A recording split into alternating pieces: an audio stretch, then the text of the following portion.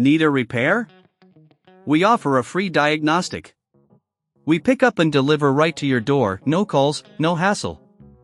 We send you an estimate before fixing anything, and only proceed if you approve it. Convenient, transparent, and professional. Link in bio/description. Today, we will be focusing on replacing the motor in your Dyson SV30 vacuum cleaner. This task may seem daunting, but with the right tools and guidance, you can do it yourself. Let's get started. First, gather your tools.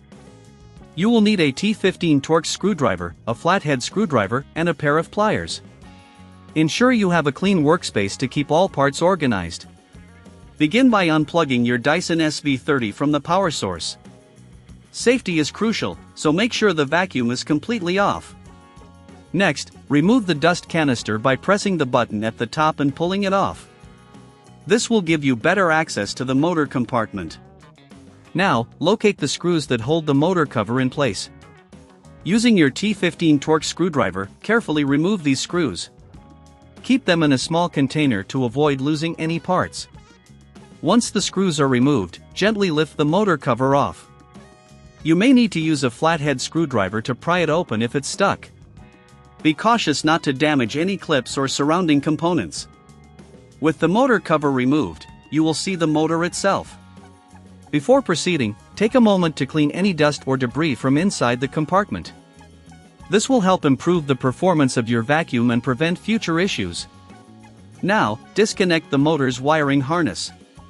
This is typically a simple plug that can be removed with your fingers or pliers if it's tight. Remember, if you don't have the tools or feel uncomfortable doing this yourself, we offer professional diagnosis without obligation. Next, remove the screws that hold the motor in place. There are usually 2 or 3 screws securing it to the base. Once these are removed, gently lift the motor out. Be careful, as there may still be some wires attached. Now it's time to install the new motor. Place it in the compartment and align it with the screw holes. Secure it with the screws you previously removed.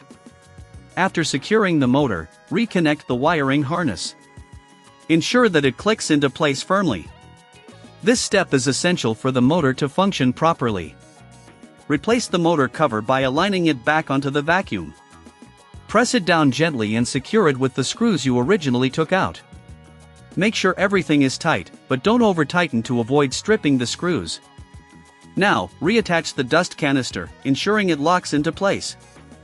Finally, plug your Dyson SV30 back in and test it to ensure the new motor is functioning correctly. If you encounter any issues or prefer a hassle-free experience, remember we provide pickup and delivery at your home. No calls, no travel, just convenience at your doorstep. This concludes our guide on replacing the motor in your Dyson SV30.